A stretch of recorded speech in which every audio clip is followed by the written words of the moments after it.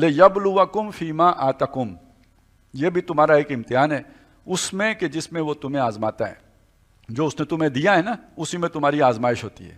اب اس نقطے کو سمجھیے، یہ بہت اہم بات ہے، جملہ چھوٹا سا ہے لیکن بہت بڑی حکمت کا خزانہ ہے جو اس کے اندر رکھ دیا گیا ہے۔ نمبر ایک یہ کہ کافروں کے جو وسائل ہیں اللہ ہی نے دیے نا، ان کے پاس جو بھی ہے، جتنی بھی ٹیکنالوجی ہے، سائنس ہے، اللہ کی دی ہوئی ہے، اسی سے تمہاری آزمائش ہوگی ایمان کی کہ اللہ پر تمہارا توکل کتنا ہے اور اسباب پر تم بھروسہ کتنا کرتے ہو۔ ان کی طاقت کو دیکھ کے یرک جاتے ہو اور یو ٹرن مار جاتے ہو، یا یہ کہ اللہ پر ایمان رکھتے ہوئے کھڑے رہتے ہو۔ ہو گیا امتحان یا نہیں ہوا؟ ایک سطح تو یہ ہے، لیکن اصل بات جو کہی گئی ہے وہ اور ہے۔ اصل بات یہ ہے کہ ایک جماعت بنی اسرائیل ہوں، یا یہ کہ آج جیسے جماعتیں بنتی ہیں، کوئی کسی وقت کوئی تبلیغی جماعت بنی، جماعت اسلامی بنی، تنظیم اسلامی بنی، کوئی جماعت بنی، جب بنی تو صرف اللہ کے نام پر، نظریہ توحید پر، دین کے اصول پر بنائی گئی، لوگوں کو دعوت دی گئی خالص ہو کے اللہ کے لیے آ جاؤ۔ آ گئے، 2 سال گزرے، 5 سال گزرے، 10 سال گزرے، اس جماعت کی محبت بھی تو آہستہ آہستہ پیدا ہو جائے گی نا۔ پہلے نظریے کی محبت تھی جس کی وجہ سے آپ جڑے ہیں وہاں پہ، جماعت کا تو نام ہی نہیں تھا، وہ شے ہی کوئی نہیں تھی، اسے کون جانتا تھا؟ ہاں اللہ کو لوگ جانتے تھے، اللہ کی کتاب کو لوگ جانتے تھے، رسول کو لوگ جانتے تھے، تو وہ رسول کی محبت میں، اللہ کی محبت میں، اللہ کی کتاب کی محبت میں جڑے۔ جب جڑ گئے، 10 سال گزر گئے، اب تو جماعت کا نام بھی ہو گیا، اس سے بھی ایک محبت ہو گئی۔ اور صرف یہی نہیں ہوا، اپنے اس تعلق کی وجہ سے وہ زُیِّنَ لِلنَّاسِ حُبُّ الشہوات والی چیز بھی بیچ میں آئی، مل کے کاروبار بھی شروع کر دیے۔ اچھا صرف یہی نہیں ہوا کہ مل کے کاروبار شروع کر دیے، بلکہ سارے تعلقات کا دائرہ بھی وہی بن گیا، تو کاروبار بھی تو انہی میں ہوگا نا، جہاں آپ کے تعلقات ہوں گے کاروبار وہیں ہوتا ہے۔ اچھا صرف اتنا ہی نہیں ہوا، اس سے بھی بات آگے بڑھ گئی، آپس میں رشتہ داریاں بھی ہو گئی۔ اب آپ ایک رنگ میں رنگے گئے ہو، آپ کی بیٹی کون لے گا؟ انہی میں سے کوئی آپ سے رشتہ بھی مانگے گا۔ یہی نہیں ہوا، اس سے بھی آگے آپ کے دکھ درد بانٹنے والے بھی اب یہی ہیں۔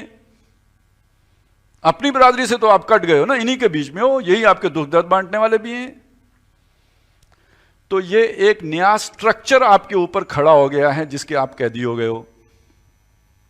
تو کچھ عرصے کے بعد اللہ اس پورے سٹرکچر کو چینج کر دیتا ہے، منحرف کر دیتا ہے، ان کو دوسری طرف پھیر دیتا ہے، تاکہ اب اس کے اندر جو کھڑے ہیں ان کا امتحان ہو جائے کہ وہ اپنے ان مفادات کے قیدی ہیں یا اس سے نکل کر اسی راہ پر چل سکتے ہیں جسے صراط مستقیم کہا ہے۔ تو اگر نظریات کے ساتھ جڑے ہوئے تھے، اب اسے جوڑیں اس کے ساتھ، وما محمد الا رسول، محمد بھی ایک رسول تھے، چلے گئے۔ افإن مات أو قتل انقلبتم على أعقابكم، یہ جماعت بھی تھی، اس نے ایک وقت میں تمہیں اچھی دعوت دی تھی، اب یہ ٹیڑھی ہو گئی۔ تو جماعت کے ساتھ جڑے ہوئے ہو تو جاؤ، پھر وہ تو گئی، اللہ کے ساتھ جڑے ہوئے وہ نہیں گیا۔ فإنه حي لا يموت، وہ سیدھا ہے، تم بھی سیدھے رہو۔ تو اس لیے میں وہ لطیفہ سنایا کرتا ہوں کہ سکھ نے جو ہے نا وہ بڑا ایکسیڈنٹ کیا، کئی بندے مر گئے، سڑک سے گاڑی نیچے اتار دی، بعد میں جب ہوش میں آیا، پیش ہوا جج کے سامنے، اس نے پوچھا کہ سردار جی ایک کیا کیتا ہے تسی، گڈی تسی سیدھی جگہ تو جناب یہ بھی کوئی نہیں سی کہ کوئی پھسلی ہے کچھ ہے، تسی گڈی تھلے لا دیتی، انہیں بندے مر گئے۔ تو اس نے کہا جناب جج صاحب سڑک سی سیدھی تے آپاں بھی سیدھے جا رہے سن، اگے جا کے سڑک مڑ گئی، آپاں سیدھے گئے، تو ایکسیڈنٹ تو ہوگا لیکن جانا سیدھا ہے۔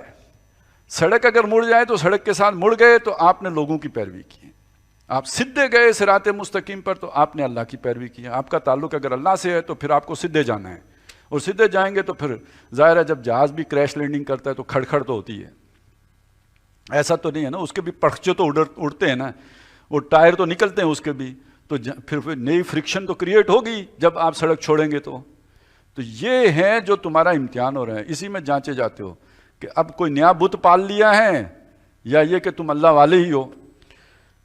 لَٰكِن لِيَبْلُوَكُمْ، اللہ چاہتا تو اس کو گمراہ نہ ہونے دیتا، اللہ چاہتا تو اس جماعت کو صحیح حالت پر قائم رکھتا، لیکن اصل میں تو امتحان پھر کیسے ہوتا کہ تم میرے ہو کہ جماعت کے ہو۔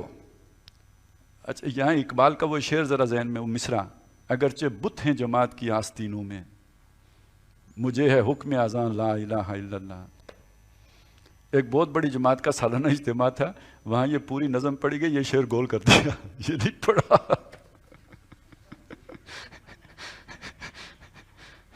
یہ یہودی قرآن نہیں چھپاتے تھے، جو شے مرضی کے مطابق نہیں ہو اسے گول کرو۔